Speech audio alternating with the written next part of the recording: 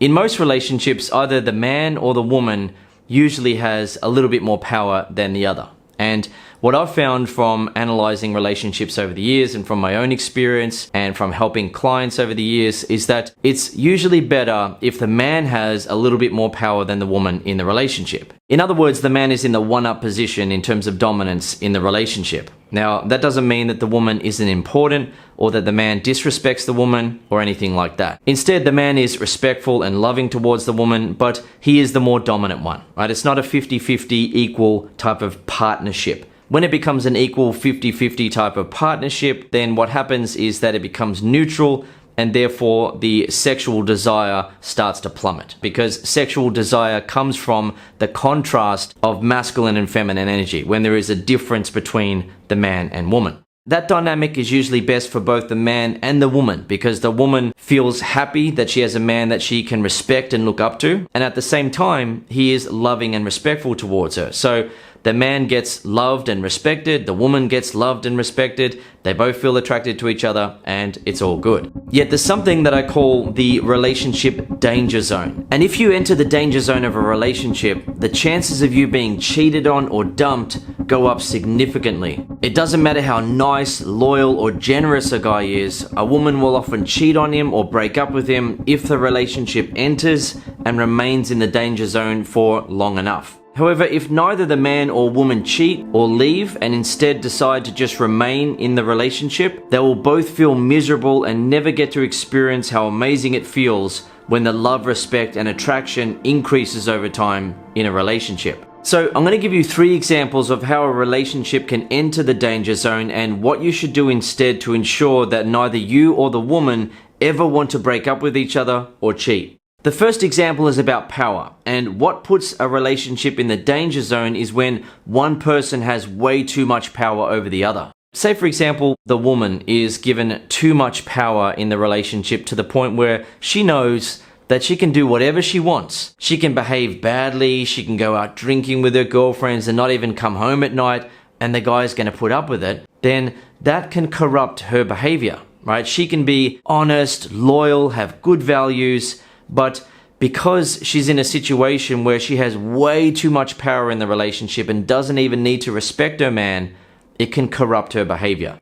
Right? She can start having an affair on the side. She can start hanging out with her single girlfriends, get drunk, and then make bad decisions. Now, of course, it's not just women who can be corrupted like that. I know of a situation, I won't say how, but I know of a situation of a marriage where the man is a good guy, but he is in a marriage where he has way too much power, and as a result, he had a 2-year affair without his wife doing anything about it. She sensed that something was up, but she didn't want to probe and ask too many questions because she was worried that if she did that, the man would leave her. He'd say, "That's it, you're being annoying, you're being this or that, I'm leaving you, I'm divorcing you, it's over." So she didn't say anything, but she knew. And it eventually turned out that he had a 2-year affair with a woman on the side. So if it was a situation where the man only had a bit more power than the woman in the relationship, but he still respected her, he still cared about her feelings, he was still honest with her, and she kept him honest because she had some power in the relationship too, and she could ask questions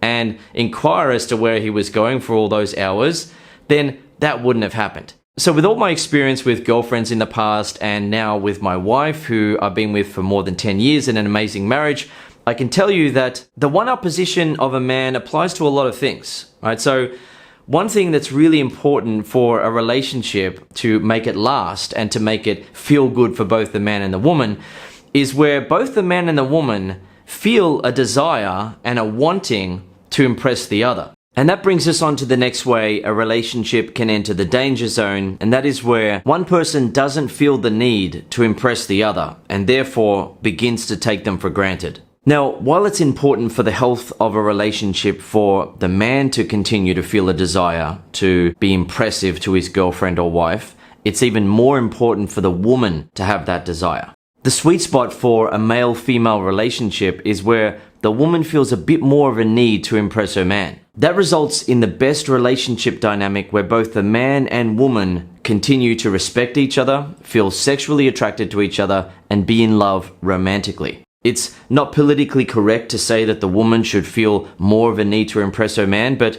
I can tell you from my experience and from all my knowledge of relationships that it's the best dynamic for men and women. It's part of what helps to keep the spark alive in a relationship. Now, of course, a relationship definitely can work and last for life if a man feels more of a need to impress his woman, but it will enter the danger zone if either one of them become desperate in their attempt to impress the other. For example, if a woman is trying too hard to impress her man all the time, to the point where she seems way too desperate and needy, it can become annoying and overwhelming for the man and result in him wanting to spend time away from her. On the other hand, if it's the man trying too hard to impress the woman to the point where he seems desperate, the woman will lose respect and attraction for him because desperation isn't attractive to women. A man can still feel sexually attracted and turned on by a woman if she's behaving in a desperate way, but a woman's attraction for a man in a relationship will automatically begin to switch off if he is behaving in a desperate or needy way. When a woman's attraction begins to switch off like that, she will then begin to reject him sexually and she'll stop being affectionate because she doesn't want to reward or encourage that type of behavior from him. So now let's look at the example of one of them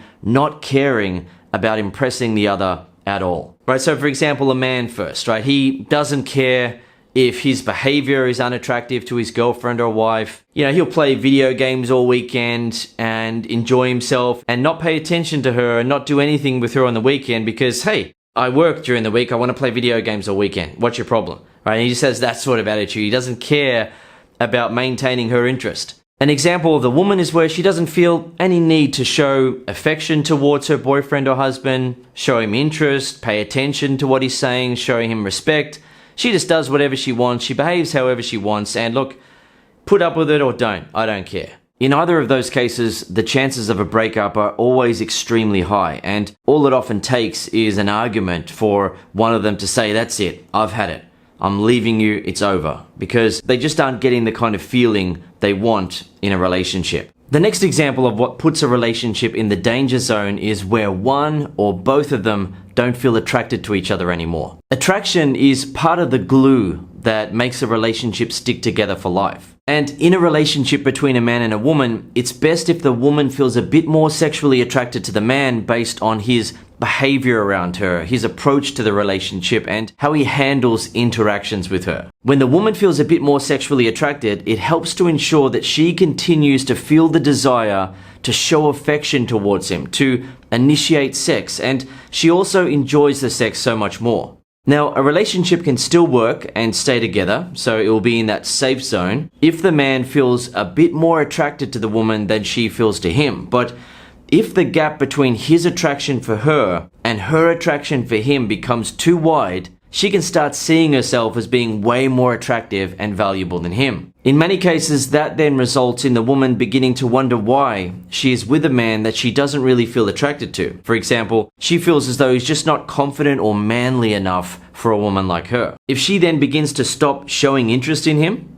he may gradually become desperate or needy for some affection from her, which will turn her off even more because women aren't attracted to desperation or neediness. If that kind of relationship continues, the woman will increasingly reject his attempts to have sex with her, and if he reacts badly to her rejections, it can make her lose even more attraction for him, which further increases the chances of a breakup or cheating. For example, if the man begins to plead for some affection from her or gets into arguments with her about her lack of desire for him, it can put too much pressure on the idea of having sex to the point where it feels more like a chore or something they have to do, rather than something that just naturally happens between them as a result of the attraction and love they feel for each other. So the ideal relationship dynamic is where the man is able to make the woman feel a bit more sexually attracted to him. The man feels very sexually attracted to her and wants her, of course, but she feels a bit more of a need and desire to be affectionate towards him and intimate with him. That right there is the sweet spot that makes things feel amazing for both the man and the woman,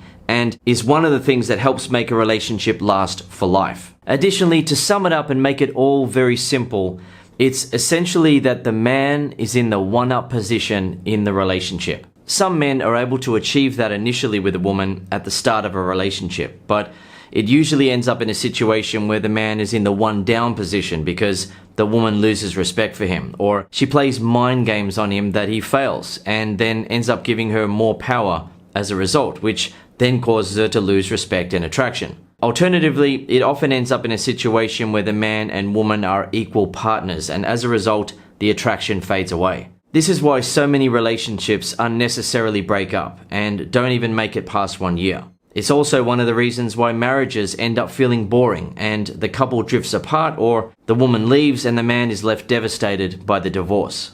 By the way, before I give you a final insight about what makes a relationship enjoyable for both the man and the woman and makes it last, I'll point out that if you want to learn what to say and do to maintain the ideal relationship dynamic where both of you feel in love, both of you respect each other, and both are happy and only want to be with each other, then I recommend that you watch or listen to my program, Make Her Love You for Life. The program also includes the secret to increasing the feelings of love, respect, and attraction over time, so it becomes an even more enjoyable experience as you continue on together. It's a truly amazing thing to experience, and if you are serious about keeping a relationship together with a woman, then I hope that you don't miss out on learning how to do it right. So a final point that I want to make for you is that a lot of relationships out there end up in a neutral type of zone, where the man isn't a wimp, the man isn't a pushover, he's not getting walked all over, but he isn't in the one-up position in terms of dominance. It's more of a neutral 50-50 type of relationship. And a guy might think, well, look, I'm not getting walked all over. I'm, maintaining my dignity. I'm not being a pushover and so forth. But what is he actually getting from the relationship, right? He's getting a relationship where there isn't much sexual attraction. The romantic love doesn't seem to be there.